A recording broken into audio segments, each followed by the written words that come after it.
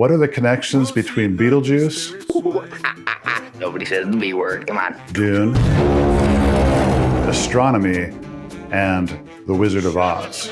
She's still upset because somebody dropped a house on her sister. Today we are discussing the idea of home. What do we really mean by home? Toto, I have a feeling we're not in Kansas anymore.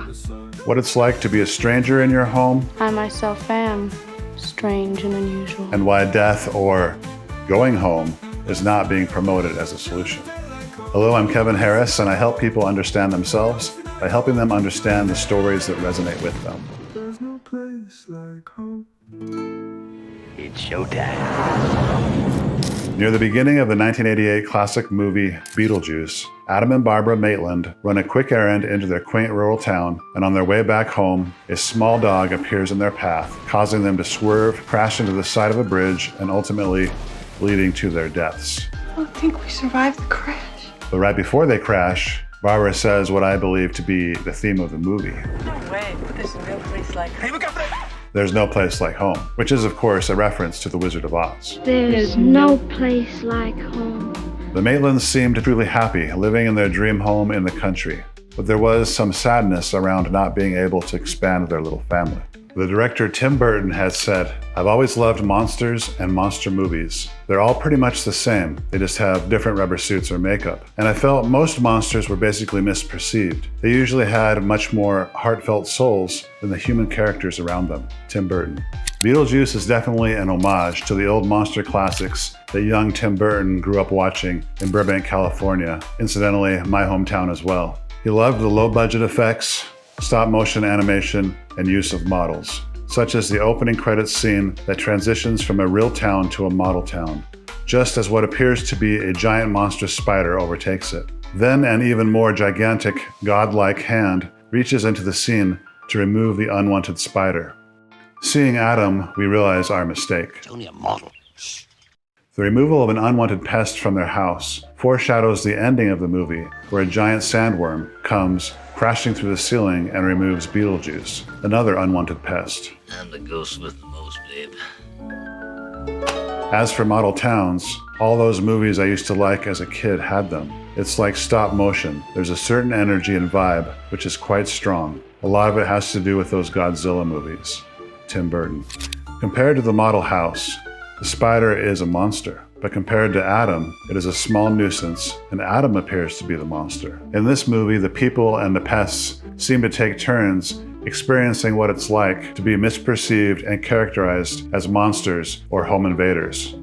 Jane Butterfield, the realtor who wants the Maitlands to sell their home to a family coming from New York, starts out as an unwanted pest along with her clients. But after the Maitlands die, that family from New York, the Dietzes, sweep in with their modern art and avant-garde renovations. It's a clash of styles that mirrors the clash between the living and the dead. They become the new owners, and the Maitlands, who are now ghosts, become the pests. I feel so stupid. And then there is Beetlejuice himself, who most closely resembles an actual pest. What do you think of this? You like it?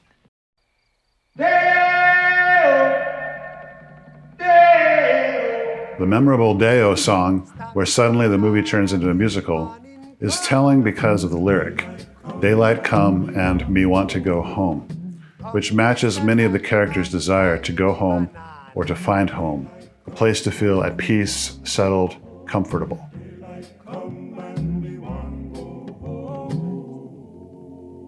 The Maitlands have been displaced from their home, and Charles and Lydia Dietz are both looking for opposite things to feel at home. He wants to be left alone in the house exactly as it is, and she wants to remodel and be surrounded by her art.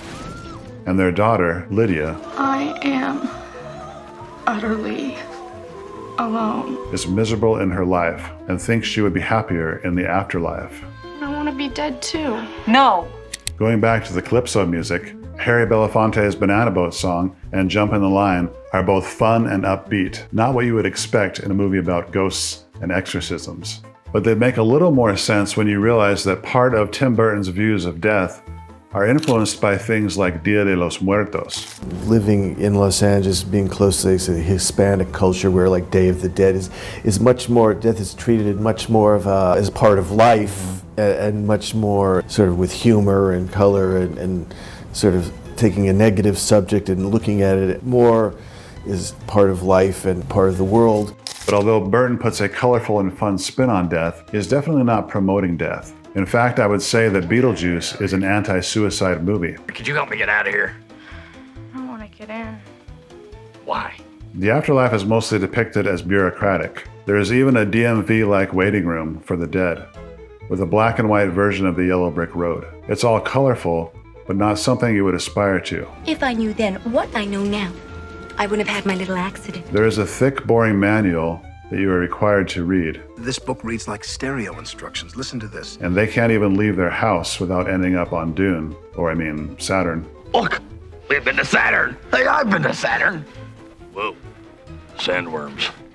You hate them, right? This alien planet that they are transported to, when they step off their porch, is sort of a prison for the Maitlands. They learn that they are required to haunt their own house, You spend 125 years on Earth, actually in that house. and are unable to leave it. The outside town, much like the inside town, is now another dimension where they become the little people.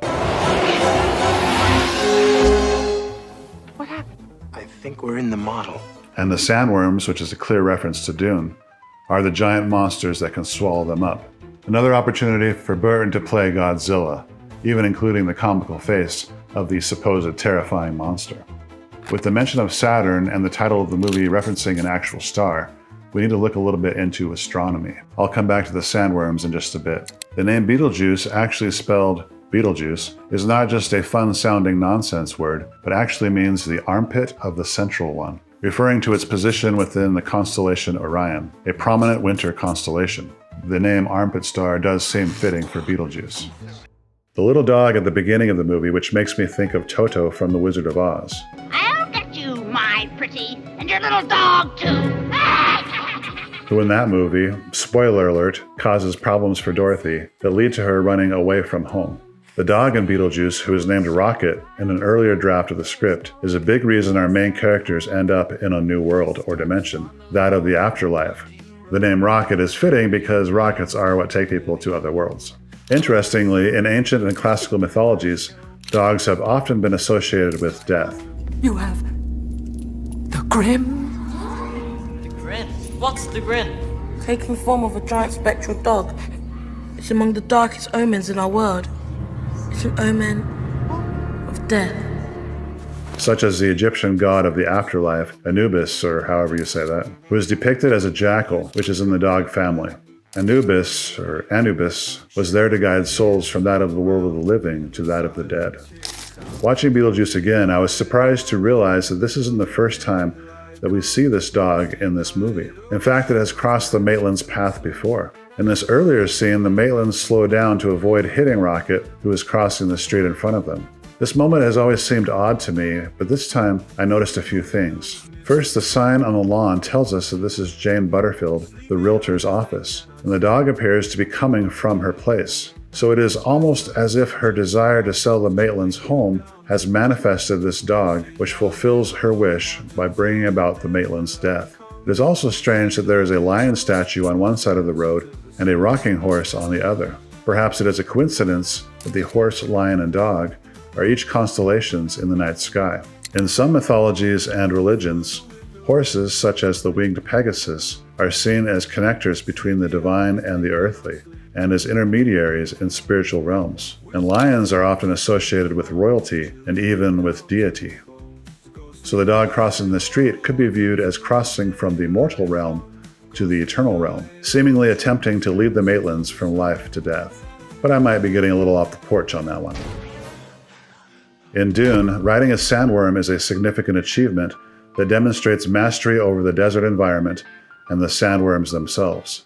In a similar manner, showing Barbara riding one implies mastery over her world, that of death, the afterlife, and taking back her own home. Death for the Maitlands meant that no one could hear them as they attempted to keep their home. What's the good of being a ghost if you can't frighten people away? The waiting room further compounded their helpless and silent situation. Beetlejuice, who is the embodiment of death, sends Adam away and literally tries to silence Barbara by sealing her mouth shut. Heroically, removing Beetlejuice with a sandworm shows that she will not be silenced in her own home. This is my house. I have to defend it. Earlier in the movie, there was a discussion of heaven and hell. Are we halfway to heaven? Are we halfway to hell? And I don't see anything about heaven or hell. But now, after the hell-like ordeal that they all experienced together, with the Dietzes almost losing their teenage daughter to a bad marriage with a poltergeist, Yes, I love that man of mine. the hearts of the parents seem to have turned more to their daughter and even to each other. By the end of the movie, we're not looking at a haunted house anymore.